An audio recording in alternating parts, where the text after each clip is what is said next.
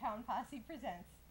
We have with us this evening Mark Poveromo from Thomaston Feed, starting off a new season again. Yep. And I thank you very much for being here, Mark, and Thank welcome. you. Thank you for having me again. It's any time I can spend with you, Mark, is always a pleasure. Thank you. And you know I mean that from my heart. Anyway, tonight what we'd like to do is we'd like to start with our dog of the week, which if we could bring the camera up on Wrigley, that would be awesome. Thank you very much. We have Wrigley, and Wrigley is at the New Haven Animal Shelter. And like a lot of these dogs, he's not doing very well at the shelter. So I'm going to tell you a little bit about him. Wrigley is around 4 years old, and he is stressing out. And he needs to be rescued or adopted now before it really starts to take a toll. You know, these dogs, unfortunately, in a kennel don't always do very well. And Mark, I'm sure you can attest to the fact that it's just not the optimal environment. And, you know, a lot of them can take it and some of them can't. But because of the size of the shelter, I mean, they have 64 dogs and cats, it's a big stressor to a dog that's not going to do well. And some of the signs of stress can be chewing on themselves or getting a little kennel aggressive, you know, weight loss. And you can tell if you could see those pictures, he's a little skinny. But if a rescue can take him, he might even do well in a smaller kennel environment because there just won't be so much mess and noise and craziness. Anyway, Wrigley enjoys the company of both dogs and people. They have not tested him with cats, but they can if somebody would like to do that. He walks well on a leash, and he knows his sit cue. He's a shelter favorite, that I can tell you. The young lady, Laura, who emailed me about him is just so in love with him. And I'll tell you what, I just want to smooch that face myself. Although it hurts me when I look at his ears, somebody really, really did a painfully bad job. That just hurts me so much to see because that's like your backyard breeder doing just, you know, trying to make a... Doesn't do the dog justice. No, a punk-looking dog. Exactly. And it's sad. But he is calm and he's loving, he's very affectionate, he's sweet, he's eager to please, and he loves attention. He, at this point, has all of his vaccinations, and he can be neutered for a rescue before taking him if need be. All the New Haven dogs are vaccinated and spayed or neutered before adoption. So there's a really good feature of the New Haven Animal Shelter. They really have their stuff together with that. Anyway, if you are interested in Wrigley, and Lord knows I could be tempted. But Very easily. Yeah, I have enough on my hands. You can contact Dilette at 203-464-2457. Unfortunately, his time is short. He may only have until Tuesday, April 3rd. And, you know, someone really, you know, if you could step up for this guy, just foster him, take him home, help him find a new home, a forever home, that would really be awesome.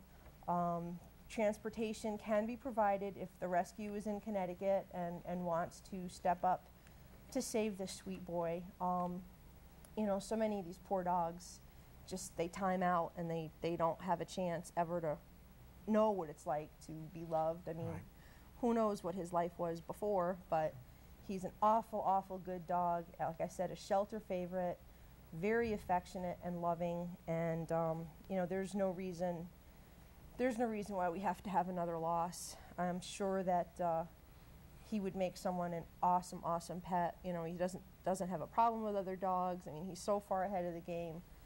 Good on the leash. I mean, you know, I wish some of mine were. But anyway, if you're interested, please call Dilette 203-464-2457.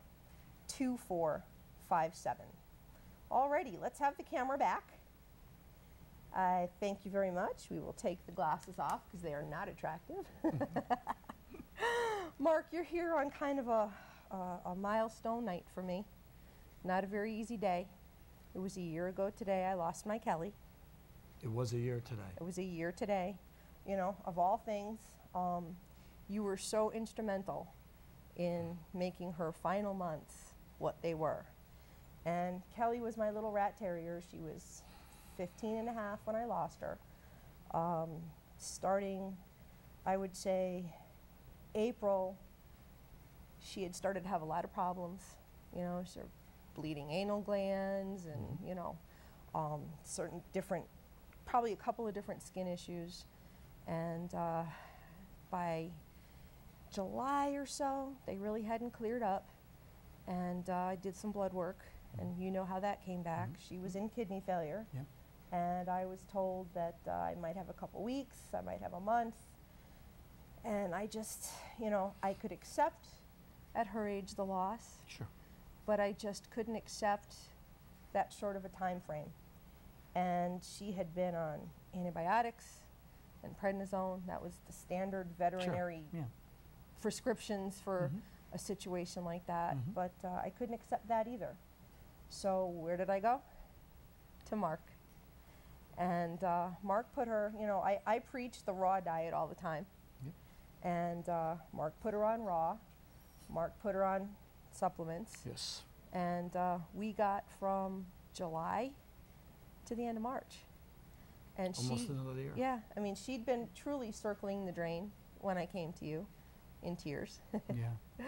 I do remember the first time Yeah, meeting you, yes. I do. I remember it so vividly. Yes. And you were like, do this, do this, do this, do this, you know, vitamins and supplements. And we took her off the prednisone and we took her off the antibiotics. And, you know, right up to the end, she was a trooper. Yeah. And I owe that to you. And her. And her will to live. God Well, bless her, you know, absolutely. She did have it. Oh, and she most certainly did. And, you know, it's a little hard for me, but, you know, whatever. Talk about what the raw diet can really do. I mean, her anal glands stopped bleeding. Yeah. She got energy. She rebounded. And right up until the end, she was really doing almost good, you know, except for all, obviously, the symptoms. I mean, the poor thing was Sure.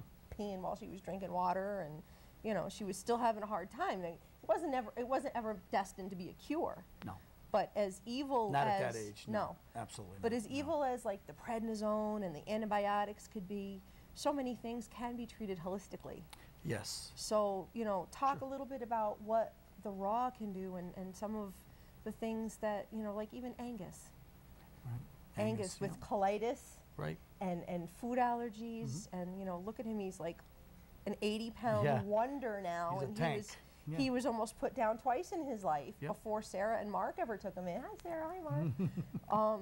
But, you know, talk about raw. Talk about Sure. the benefits. My pleasure. You know, before we get into that a little bit more, it's just, you know, I like to tell people common sense things. And I do this quite often, so hopefully you'll bear with me.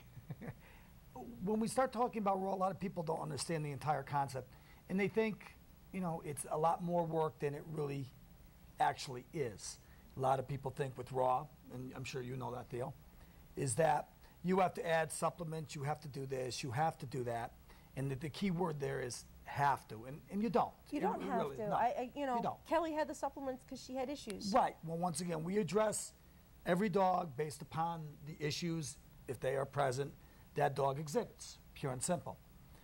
And like I said, when you start talking about raw, what people need to realize, and it's really an eye-opener, is that I always make this statement about coyotes and wolves and foxes, and a lot of people don't realize that. But the average age, believe it or not, of a coyote in the wild, they live to be about 15 years old. That's amazing. I mean, that's crazy. You wouldn't think so. No, an average dog, depending upon, of course, the breed, you know, 10, 12 years, and we consider that a senior citizen. Unfortunately, when we start talking about our giant breeds, the Great Danes, the Mastiffs, the Wolfhounds, and so on, we expect even shorter time. And it's so inaccurate and it's so misconceived. And that's why I like to educate people about the benefits of the raw. And like I said, I've told Theo this many a time. I've told a lot of people, raw is not the answer for all dogs. If it was, there'd be about 220 companies that are bankrupt right now. Yeah. So, just Well, like anything I know else. people who say that their dogs just never got into it. Absolutely. It happens all the time. I dealt with today probably 3 basically saying the same thing. But the raw concept is very sound. So if you have a dog in the wild, and obviously a coyote is in the canine family, you're talking about an animal that lives 15 years. Like I says, we're lucky if we get 10 or 12. What's wrong with this picture? Yeah. The And raw, we're pampering our pets, or we think we are. and these animals are living obviously in the frigid cold, except for this year. Yeah, right.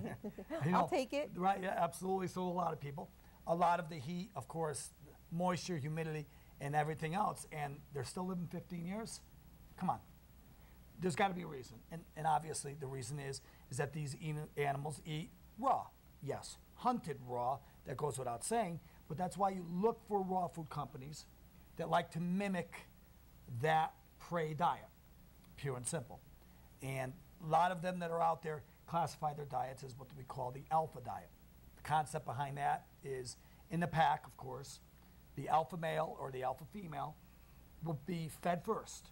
Whoever did the kill, and most of the time, of course, it probably would be a subordinate. They would always back off and let alpha mom and alpha dad take care of their parts, and then they would get the scraps. And they eat the real nasty stuff, too. They eat everything. They eat just about anything. The only thing that's more disgusting, I think, than watching a coyote or a wolf, or for that matter, a fox, eating a prey animal, is watching a hyena. I mean, this is an animal that'll eat hoofs and, of course, fur and everything else. The coyote and the fox and the wolf won't do that. They leave that be. They let the birds have that, make it into their nest. But when we talk about the raw, once again, I like to, of course, reemphasize that it's so very important that we can be giving our dogs a lot more years of life, healthy life. You know, again, same thing with humans. It's not about the quantity of life, it's the quality of life. Sure. Pure and simple. And with the raw diet, and nobody can contradict it, the raw diet certainly steps up to plate and offers just about any dog the chance of really thriving. So and that's why I'm a big proponent of it. Once again, we sell a lot of dry, you know that. We sell a lot of canned food. It's got its place. But raw really is what I think most people should try at least once to see how their dog does with it. Oh, and I can certainly, you know, there's people I know that can attest to the fact that it makes such wonderful changes. I mean, life-changing changes. I mean, I have Kelly to be, you know, my barometer. And you were a tough one, too. Yeah, I know. You really were. Always but, beat me you know, up. we're creatures of habit, right? Yeah. We all are. Dogs are creatures of habit. They like But to I do what they want rolled to right do. over. Yes, you did. Yes, you did. Absolutely. I wore you down. Yeah. No, really. But it was your decision. Ultimately, it was your decision, and ultimately, it's everyone's decision for what they think or what they would like to try for their animal, their pet, whether it be a cat, whether it be a dog. And a lot of people come to you, and I know a couple of friends of mine today came to you, yesterday, for skin issues. You know, raw is one of those things. I mean, there's skin issues. There's, you know, things like kidney failure, Cushing's disease, if I'm not mistaken, Absolutely. can also be holistically addressed. Absolutely. Yeah. All these medications. Addison's, there's so many of them. Yeah, I mean, all these medications that you're pumping into an animal, oftentimes, oh look, here he goes. I love that. You know, and what the kills prednisone me- alone Yeah. is poison. It's, I mean, I'm an asthmatic and I have allergies and I have all kinds of, I've had to take it, and I can attest to the fact that it'll kill you. You know, but you know, Theo, and I have to admit that, yes, I'm pretty much classified as a purist, but I do kind of waver to the other side. I do understand, I've experienced it with my dogs, the use for prednisone and some of the medications that are out there. It has a place absolutely. short term. Yes, it does, short term. Short term. Correct. Because a lot of these conditions, you know, the veterinarians are telling you, well, you know, we'll keep them on this, we'll keep them on that. And I really would, again, no matter how long Kelly would have had, I could not have seen her with the prednisone long term. No. I could not have seen her on antibiotics long term, because they really do more harm than good. The side effects, right? Yeah. There's so many side effects that you have to factor into your decision whether how long you're going to try to go the Western medicine route or, you know, the alternative. Or a combination. The combination is wonderful. Yeah, I mean, I'm not going to lie. I had to put Kelly on prednisone a couple of times to bring her back under Kinda control. like hold her together. Right, Exactly, and that was more for her skin than anything else, because we never did diagnose that, because I'm sorry, a 15-year-old dog is not getting a biopsy, she's not going under, this just is not happening in my book. You know, there was no exploratory, even in her poor little behind for her anal glands, there was nothing exploratory happening there, because most of the times, you know, a sick animal is not going to take the anesthesia. Incredible animals, aren't they, though? Yeah. Give it your all. Yeah. I remember a story, and it comes to my mind every time I talk about things like this. Very good, believe it or not, a vet friend of mine and his wife. Woman was a long-distance runner, wonderful long-distance runner, I might add. And every day, she would go running, 5, 6, 10 miles, whatever the case may be. She had a standard poodle, and over the many years, up until the time the dog died, every single day, the woman would get up, run 4 to 5 miles or whatever it was. The dog would follow her. She'd come back into the house, go take a shower. The dog would go right by the shower, sit and wait for mom to come out. Come out of the shower, mom would lead her into the kitchen. The dog would go by the kitchen. Mom would feed the dog, and she would leave for work. When she came home, the dog would be waiting right by the door for her. Just a wonderful, just like you expect from these beautiful animals. Up to the very last day, and the dog was, I think, 14, he told me. Wow. 14, yeah. The woman got up, last day of the dog's life, the dog ran the 5 miles. Wow. Came back into the house, watched mom take the shower, went over to the kitchen table, sat by her bowl. Mom filled the bowl for the dog to eat. The dog looked at the bowl, went and lied down, and died right there. It's just an incredible story. That's amazing. It's an incredible story. They give you all they can give up to the point they can't give anymore. Yeah. And that's why when we talk about raw, I say, when you hear a story like that, how could you not want to do whatever you can do for these animals? Yeah, and that was obviously a dog on raw. Yeah. Yeah, and once again, a lot of people say, oh, but, you know, raw is so much work and you have to do this. No. Raw is open the bag, depending upon the version, pour it in a bowl, close the bag up, put it back in your freezer or your refrigerator, and let the dog enjoy. Yeah, I mean, I'll be the first one to tell you, I'm not like real big into high maintenance. And the whole thing with Kelly was a little more high maintenance even than, you know, you're not just like pouring the kibble and running away. Right. Because we had to tweak it. Yeah, we did. We had her supplements in there. Sure. We had, I'm a vegetarian, and I had gloves, and I had my little postage meter, and I measured out, you know, you had given me like a little bag of this is, you know, what. Template, you know, so I had, I weighed it, and I made sure, well, actually, at first, I think I told you this is really silly, is I counted out how many nuggets were in there. Conscientious owner. You know, well, this is what he's given me, this is what has to be, then I realized, you know, I could probably just weigh this and get the same results, and I realized, oh yeah, my postage meter was up in the attic, so what's the difference? You're talking a couple of ounces, she was 12 pounds, you know? A couple ounces here or there is not going to matter, exactly, right? exactly. So, you know, if you, and what you told me to do is take, you know, like do a few days in advance. Sure. And when I did it that way, it was awesome because I just pulled it out, emptied the baggie in her bowl, put her little stuff in there, and she ate it. And of course, true, not all dogs take to it right away. Absolutely. Because there I was, the first time I fed it to her, thinking, you know, she's a little hound. If anybody knows me on Facebook, I don't know if you saw the little memorial I put up to her today. I most certainly did. Yeah, yes. it was like her little fat picture down on the bottom. When I got her, she was 23 pounds. The old lady used to feed her from the diner. Like, so no wonder why she had bladder stones and, you know, everything else. Heart's in the right place, but. Yeah, exactly. So she came to me with a lot of issues. I had her for 11 years, but she was such a chow hound that I figured, oh, you know, she'll just like make light work of this. I told you, she was taking a bite, spitting it out, taking another bite, spitting it out. And I'm like, are you kidding me? This is a dog who would eat, you know, she broke a spoon one time when I was trying to give her peanut butter in a pill, you know, so she's like spitting out raw meat. Come on. Yep. I was on my hands and knees, I told you, in tears, picking up slimy pieces of what she spit out, putting it back her bowl, and crying. Kelly, you have to eat this. It's good for you. This is gross. I don't want to touch this. It was horrible. But like by the third time, you know, you can't let them get the best of you. Right. Right. You know, who's training who? Correct. You know, you can't let them get the best of you. So I, you know, I put it down again. Like by the third time, it was inhaled. Inhaled. Well, you know, and Theo, perfect example of what you just said. A lot of people have said to me, and you touched it. A lot of people have said to me, geez, Mark, you know, my dog just didn't take to it. And I said, listen, dogs are very tactile. A lot of them, the feeling in their mouth has to be something that they're used to.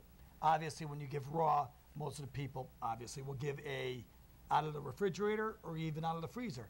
Initially, when you introduce that to a dog that's been so used to a dry kibble, or for that matter, a can, you know, they're going to resent it. There's no doubt about it. But once you hook them, oh, she was hooked. It truly is She was definitely hooked. Yeah. I mean, people don't understand how hooked they get until they actually see it. Yeah. It's crazy, you know? My dogs will get up on their back legs and just beg and just so happy because it's feeding time, you know? Such wonderful creatures. Something so simple as being fed makes them so happy. Oh, yeah. It's great. And on the flip side, we're talking about all the stuff that's good for your dogs. There's been a lot of stuff out there, without naming brands and without getting into too much detail, Sure. There's been a lot of treats and foods that have been a problem. Yeah. What should people look out for? What are the things, like I said, without brands and without specifics? Yeah. Well, we carry an extensive, and so do all the good pet stores that are out there, or feed stores. The problem is that being that there is so much of a demand in this business, and I was just talking to one of our reps a couple of days ago. It blew my mind. Last year, retail sales in the pet supply industry reached $27 billion. Now, that's a lot of spoiled animals. That's a lot of spoiled animals. Do you know, ready for this year? It's up to $50 billion. Already this year? Already this year. Wow. And why I'm telling you that is that the industry is growing in leaps and bounds, and people are becoming more and more conscientious about giving their dog better treats than biscuits. And I'm not going to knock biscuits and say that they're all bad. They're not. But in general, a dog wants meat. So being that there's this big demand for these whole meat treats, you see every company out there coming out with their own version. You know? So what's going wrong though? What is all this, like these ones that you see, you know, these dogs are getting sick and they're dying and what's? Well, there's a lot of concerns out there, primarily based upon, of course, how the chicken, first of all, is processed. The cleanliness of the area that, of course, the chicken is made into breast or the chicken jerky. I mean, the first thing I would do is when you look for a product, try to get the product that says chicken breast. That's a step in the right direction. Chicken jerky could be anywhere, obviously, all kinds, dark meat, white meat, what have you. Is there one better than the other? I think you're safer with the chicken breast, there's no doubt about it. Obviously, the big concern is, and will be, since 2007 now, I think it was, that Chinese scare, is the breast that's coming out, or the jerky that's coming out of China. Very, very, very, of course, important that people choose a product that, if it is indeed out of China, which it's really hard to get away from it, folks, because, you know, the Chinese, their products, some of them are pretty nice. They really are. Some of them are definitely something to stay away from. But they are always a lot less money. In this day and age, like we talked about before, the economy being the way it is, but people still loving their animals more than they love themselves, they want to get what's best, or they want to get something good for their dog. So they're choosing these chicken breast, chicken jerky from China, from companies that really don't have great track records. So the thing is, try to find or try to look for those chicken breasts, whether it be from China or what have you, Brazil or what have you, that are at least inspected by the USDA. So is it a contaminant? Is it a processing thing? It's a thing? combination of many different things. Right now, we're under the impression that it is, of course, a drying process and mold developing, mold turning into a mycotoxin or a vomitoxin. These are all very dangerous. Not to mention, of course, salmonella, E. coli, you know, and a few other things. A lot of things to be concerned about. But always research, call. Always call your place where you're getting them, ask them where the chicken breast comes from. If it is indeed Chinese, is it at least inspected by the Americans? Okay, that would be, of course, a step in the right direction. And that's certainly something, like I said, I've been experiencing on the average of 3 to 4 times a day Really? with phone calls. Yeah. Yeah, well, sure. Well, people are concerned because you want to get, it's a treat because it's supposed to be something nice and something good. Absolutely. And, you suddenly your dog is getting sick and, there's nothing worse than knowing you fed Yep. the very thing Yep. that causes, And you took might for as well, granted that, yeah, it you was might as well safe. pour them some antifreeze and call it a day because God you're going to forbid, feel, I mean, well, I know what you're saying. yeah. I But do. still, But you can see that. You can see that in food too. Yeah. Treats and food, we see it all the time. yeah. All the time. And that's a scary thing. I mean, It is. you always just don't go for the less expensive. As far as, a bargain isn't always a bargain, is what I'm trying to say. Absolutely I right. mean, You get what you pay careful, for. be careful, make sure it's inspected here. And if you have any doubts, you can answer these questions. I'd be more than happy. And and so I'll would all put- the other companies Yeah. in the area. There's a lot of good businesses out there. Give them a call and ask them. I'm sure they'll guide you in the right Yep, direction. and I will have Mark's contact information up on my page, like I always do, because I throw you out there anyway from Thank time you. to time. But we're just about ready. I think we're getting close to wrapping up, and always a pleasure to have you. Always, just. My pleasure. I mean, look how fast this went. I had Can't believe it. a couple more things I wanted to try to address tonight. It flies by. And it does. It flies by. But what do they say? Time flies when you're having fun. That's right. I tried. Thank you. 20 seconds? All right, Mark, do you want to do My Little Peace, Love, and Dogs with me? Sure you do. I don't know. Am I qualified to? You're qualified. Come on. Peace, love, Love and dogs. and dog. Do you like this? Like your peace sign. Okay. And your little ears. Peace, love, and dogs. Mark. I'm not that skillful. Thank you. Thank you, everybody. See you next week.